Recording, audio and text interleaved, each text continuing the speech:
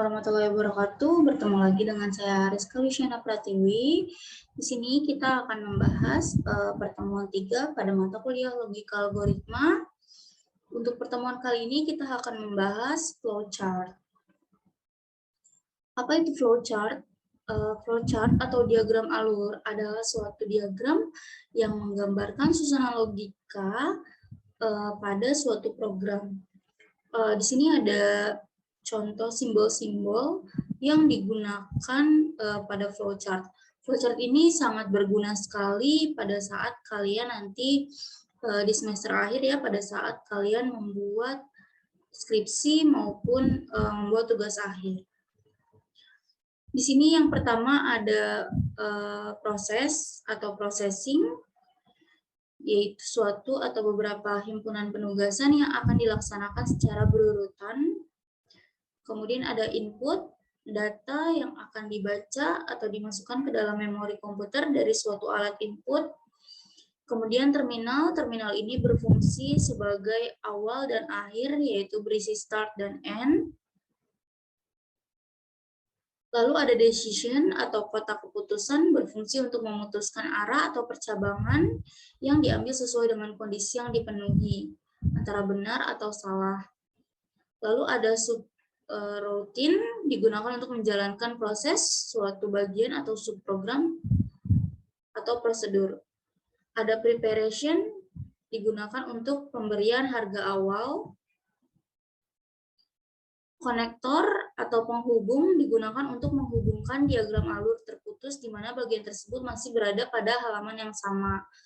Jadi konektor ini untuk penghubung antara diagram alur yang terputus ya pada halaman yang sama. Untuk on-page connector untuk menghubungkan sambungan dari bagian flowchart yang terputus di mana sambungannya berada pada halaman lain.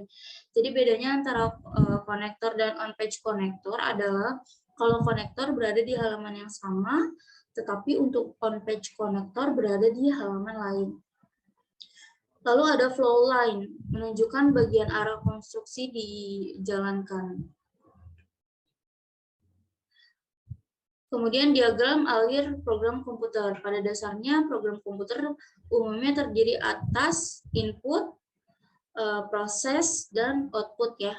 Input pemasukan data ke dalam komputer, kemudian prosesnya melakukan komputasi atau perhitungan terhadap data tersebut, dan output mengeluarkan, mencetak, atau menampilkan hasilnya.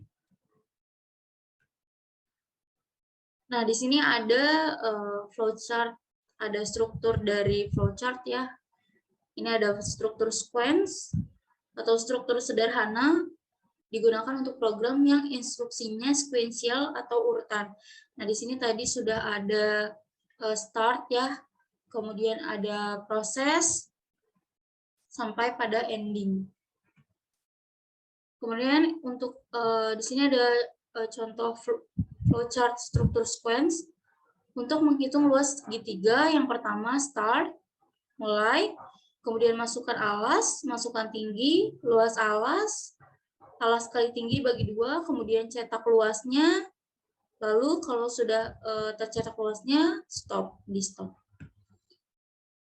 Kemudian untuk lanjutan struktur flowchart, yaitu ada struktur branching, digunakan untuk program yang menggunakan pemilihan atau penyeleksian kondisi.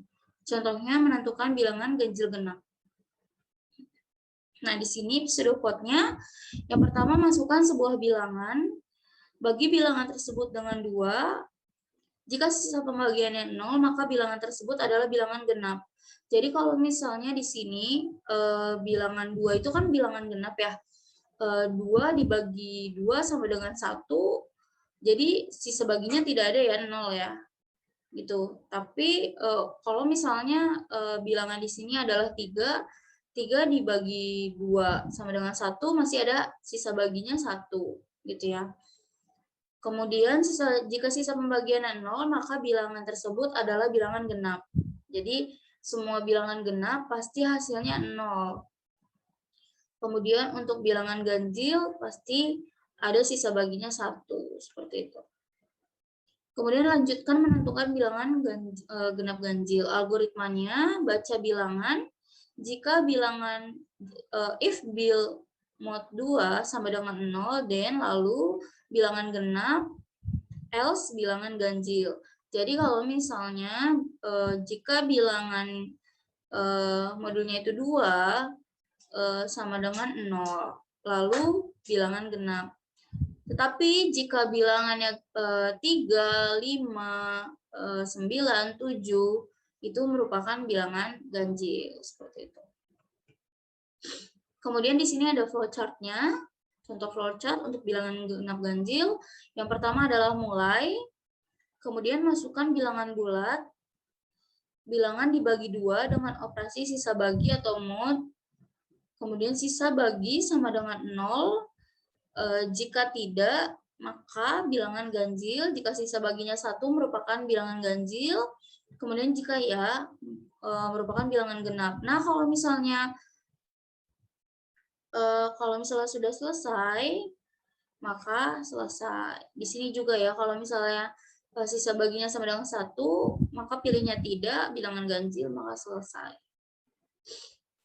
Kemudian lanjutan struktur flowchart untuk struktur looping, digunakan untuk program yang instruksinya akan dieksekusi berulang-ulang. Jadi di sini akan berulang-ulang untuk instruksinya sampai selesai. Kita lihat contohnya.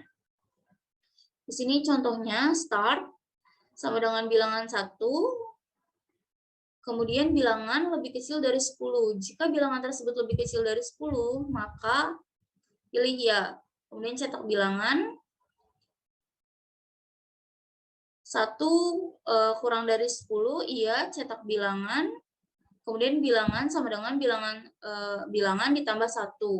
Maka 1 sama dengan 1 ditambah 1 sama dengan 2. Bilangan sama dengan bilangan tambah 1 sama dengan 2. Kemudian diproses lagi. 2 lebih besar dari 10, iya. Seterusnya hingga 9, ya. Karena kalau 10 sama dengan 10, bukan 10 lebih kecil dari 10. Kalau misalnya sudah 9, jadi ini diproses sampai pada bilangannya 9 ya. Jika 9 lebih kecil dari 10, iya. Kemudian di sini bilangan sama dengan 9 ditambah 1, 10, balik lagi ke sini. 10 lebih kecil dari 10, tidak ya. Tidak, maka di stop gitu ya. Lalu menentukan bilangan terbesar dari 3 bilangan yang diinputkan. Yang pertama, masukkan bilangan dari pertama, kedua, ketiga. Kemudian jika B lebih besar dari B2 dan B1 lebih besar dari B3, maka cetak bilangan pertama adalah bilangan terbesar. Lalu lanjut, jika B2 lebih besar dari B1 dan B2 lebih besar dari B3, maka cetak bilangan kedua adalah bilangan terbesar. Lalu untuk bilangan ketiga itu langsung saja cetak bilangan ketiga adalah bilangan terbesar. Lalu ini untuk menentukan flowchart bilangan terbesar. Yang pertama ada mulai, kemudian input bilangan, input B1, lalu input B2, input B3. Ya, di sini apabila B1 lebih besar dari B2 dan B2 lebih besar dari 3, pilih ya, kemudian langsung cetak bilangan pertama dan bilangan terbesar, selesai. Tetapi tidak jika bilangan B1-nya lebih kecil dari B2, maka pilih tidak ya. Diulang-ulang sampai bilangan tersebut atau bilangan kedua dan ketiga itu lebih besar. Lalu selesai. Nah, di sini kalian bisa lihat tambahan materinya ada di link repository. Kemudian di sini ada algoritma yang menggambarkan proses bagaimana aplikasi sistem pakar mendiagnosa penyakit ikan nila. Ini isinya jurnal ya materinya, kalian bisa lihat. Kemudian untuk latihan 1, latihan 2 sampai latihan 5 kalian bisa kerjakan untuk latihan dalam membuat flowchart gitu ya. Oke, sampai sini dulu pertemuan kita. Kurang lebihnya mohon maaf. Wassalamualaikum warahmatullahi wabarakatuh.